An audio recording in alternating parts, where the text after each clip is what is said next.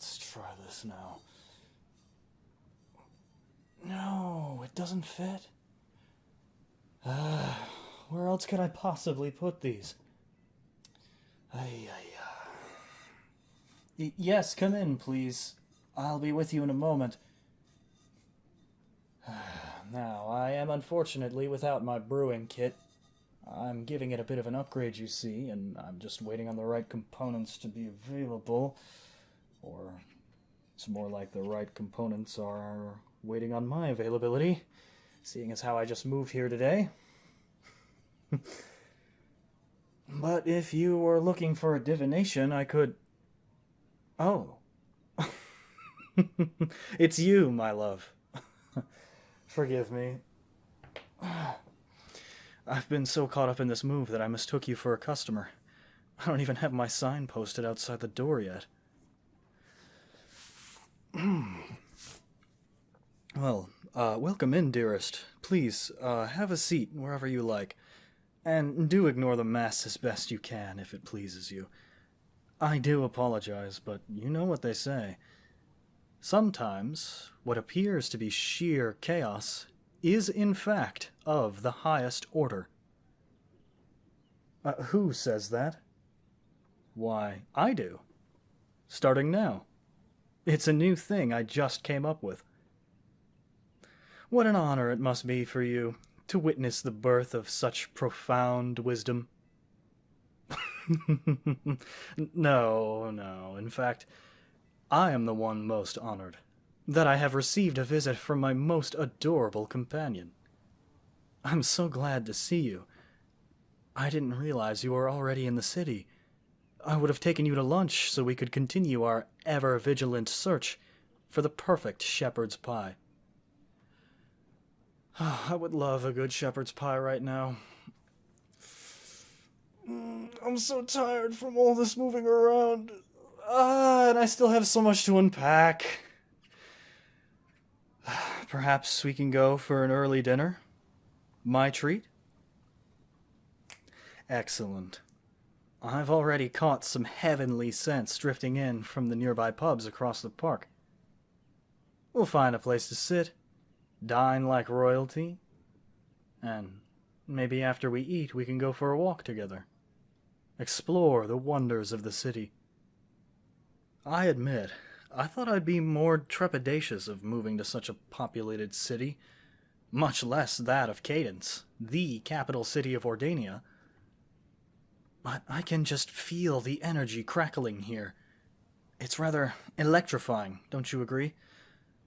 It could be just the change I need to really immerse myself in all my learning. And how about this location? I know the house itself is a far cry from the grand tower you know I've always dreamed of owning, but the proximity of the park provides a good bit of buffer between us and the bustling noise of commerce across the way. I quite like it. Or I will, once everything is in proper place. Oh, these? These are Zetanian crystal bowls. No, my dear, they aren't for serving soup, or lamb curry, or ramen, or anything of the sort, I'm afraid. These are singing bowls, my love. I acquired them shortly before the move. I just didn't want to unbox them and set them all up only to have to put them back in their crate for the journey here. Would you like to hear one of them sing? Excellent. Now, I'm afraid this area of expertise is quite new to me, but in essence, the songs of these bowls can offer a wide range of benefits to those who listen, and each bowl sings a different note of the same tune, each with its own magical property. This one, for example, the largest of them, the red one, serves as the foundation, the roots, if you will, that tether you to the material plane, the world beneath our feet. It reminds you that you belong here, and its song is low and welcoming. What better sound to introduce you to the magic of crystal bowls, my love? Come, have a seat, and I will have it sing for you. Simply close your eyes and relax. You don't have to think about anything in particular. Just let the sound fill you and feel its soothing vibrations. I will strike on the count of 3, so as not to startle you, my dear. Ready? 1, 2, 3.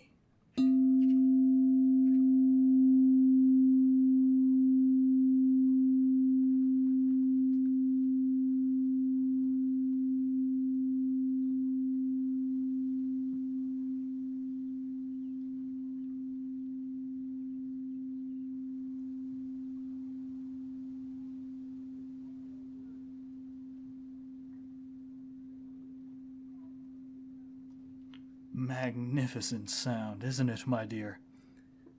I'm eager to show you the rest, but I still have much more to learn about them first. Elsewise, I might risk causing more harm than good, like giving a child a surgery kit to practice on a live rabbit. Not that there's any real danger in misusing these crystal bowls, but a wizard should know his tools like he knows himself. And this knowledge for Zetanian crystal singing bowls, I have not. A visit to the local library will no doubt guide me the way to the higher understanding I seek. But fear not, my darling companion. When I gain this understanding, you will be the first to hear my knowledge in practice. For now, why don't I make us some tea, and we can enjoy some relaxation by the window. My tea set was one of the first things I unpacked. Shall we, my dear? I needed this. My back is killing me. But I've put in enough work today that tomorrow's work will be relatively breezy by compare. You want to help? That'd be wonderful. But are you sure? You know how particular I can be sometimes. I just like things done a certain way, that's all. But I won't say no to an extra pair of hands if you don't think you'll find me too irritating. Nor an extra back, for that matter. Oh, thank you so much, darling. That means a lot to me, truly. How are you enjoying your tea? I'm glad. I thought you might like this blend. No, it's not magic tea. Did you want magic tea? Contrary to what might be your personal experience, my love, not everything I touch becomes enchanted. Well, you're very sweet. Perhaps even the sweetest fellow I've ever met. Now hurry and sip your tea before I have to come over there and kiss your beautiful face. Well, I suppose I can spare you 1 or 2.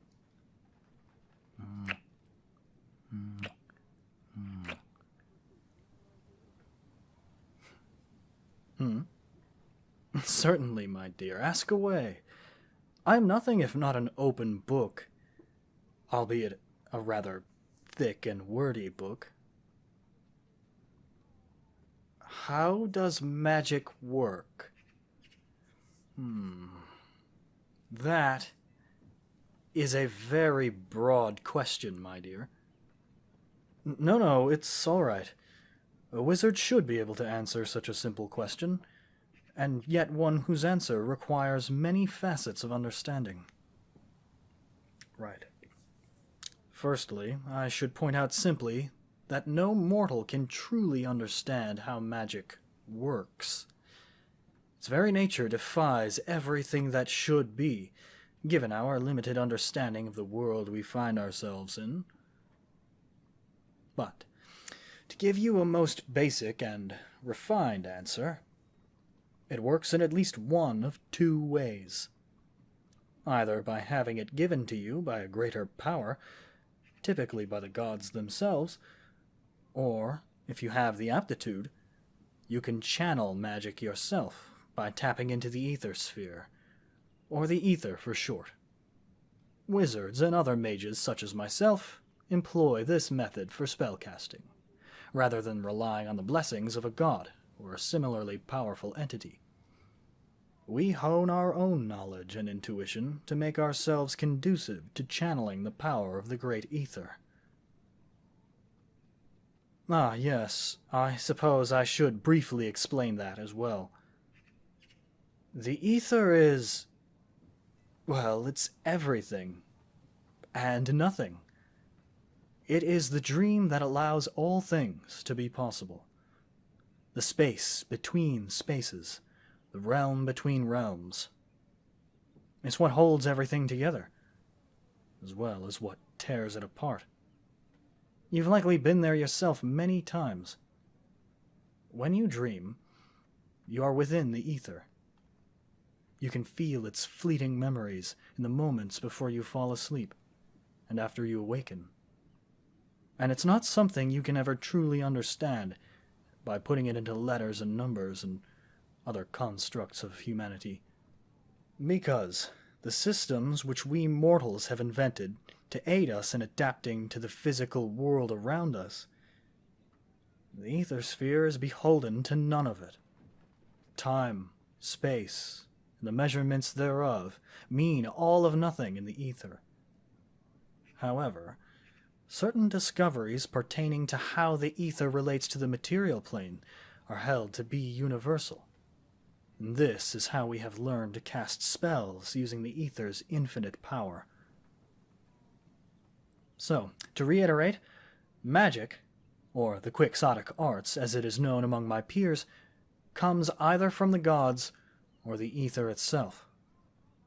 And it seems, though this is simply a theory that many scholars mistake as proven truth, that even the gods themselves do not fully understand the unknowable power of the ether sphere. Doubtless it is wherefrom they draw their divinity, but how or why or exactly what they might have been before the time they received their divinity is anybody's guess. The gods? Yes, I can tell you about them. Pardon me, my love. I'm only just now realizing how tired I am from the move. It seems that once I averted my attention from the matter, it only took a few moments of conversation and a cup of tea for my exhaustion to set in. I think a proper nap is in order. You're invited, of course, my dear. Yes, I'm afraid our discussion of the gods will have to wait. Apologies. I'll be happy to tell you all about them when I'm rested. I'm sure I could give you a most unbiased account of them, rather than, say, a priestess of Indra, for example, who would venerate the goddess of life above all other gods. I look forward to it, in fact. But for now, I must answer the yearning call of my bed's embrace.